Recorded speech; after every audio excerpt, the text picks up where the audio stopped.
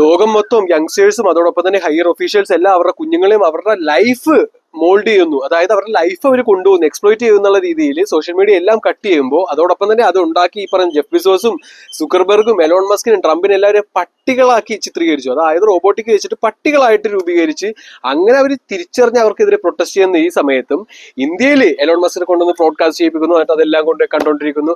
കാരണം നമ്മുടെ യങ്സ്റ്റേഴ്സിന്റെ 83% ആൾക്കാരും ഇപ്പൊ യൂട്യൂബേഴ്സ് ആണ്. അതായത് അവിടെ നിന്നാണ് ഏൺ ചെയ്യുന്നത്. ബാക്കിയുള്ള കുറച്ച് ശതമാനം അബ്രോഡുമാണ്.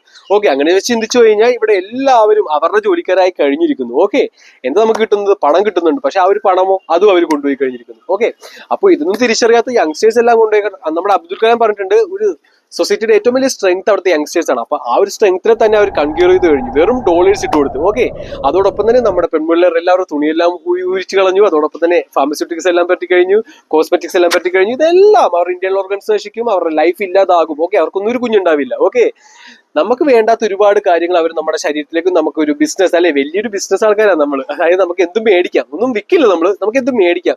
ഇപ്പൊ പണ്ട് എ സി വന്ന് ഈ പറയുന്ന ഇവാപ്പോ ട്രാൻസ്ഫോർമേഷൻ, മരങ്ങളെല്ലാം വെട്ടി ചൂടാക്കിയ അന്തരീക്ഷം, എന്നിട്ട് എ സി വിറ്റ്. ഓക്കെ, എന്നിട്ട് ആ വിഷപ്പുകയിൽ നമ്മൾ കിടന്ന് ഉറങ്ങുന്നുണ്ട്. അതുപോലെ തന്നെ ഇപ്പോൾ അന്തരീക്ഷം മുഴുവൻ പൊല്യൂട്ട് ചെയ്തു. ഇപ്പോൾ അവര് ഫിൽറ്റേഴ്സ് വെക്കുന്നു, പല തരത്തിലെ ഫിൽറ്റേഴ്സ്. ഇതെല്ലാം നമ്മൾ മേടിക്കാൻ മാത്രം കൊള്ളു. അതോടൊപ്പം തന്നെ കൊതുക്.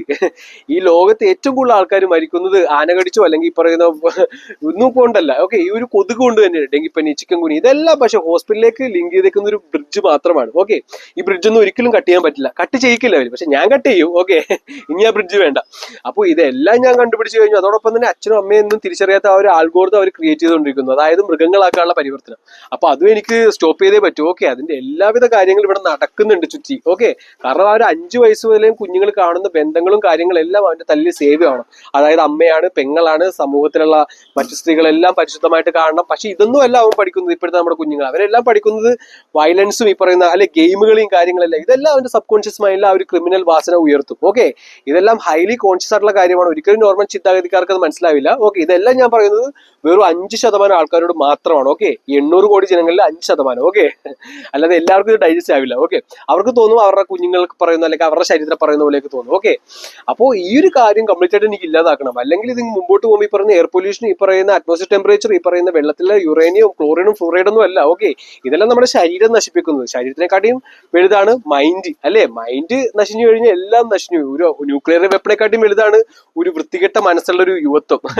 അല്ലെ, പരസ്പരം കൊന്നും ചത്തും പീഡിപ്പിച്ചും ഇതൊന്നും ഇനി വേണ്ട. ഓക്കെ, അതായത് ഞാൻ ഇതിന്റെ എല്ലാവിധ പീക്ക് വേർഷനിൽ ചെന്നിട്ടാണ് തിരിച്ച് അവിടെ നിന്ന് ഇങ്ങോട്ട് വന്നിരിക്കുന്നത്. ഓക്കെ, അതായത് അൾട്രാ മൃഗ വേർഷൻ. അപ്പോ ഇതിനെക്കാട്ടി വലിയ മൃഗങ്ങൾ ഈ പറയുന്ന കുഞ്ഞുങ്ങളെ എല്ലാം നമുക്ക് ഇല്ലാതാക്കാൻ സാധിക്കും. ഓക്കെ, അതെല്ലാം നമുക്ക് ചെയ്യാം. No issue.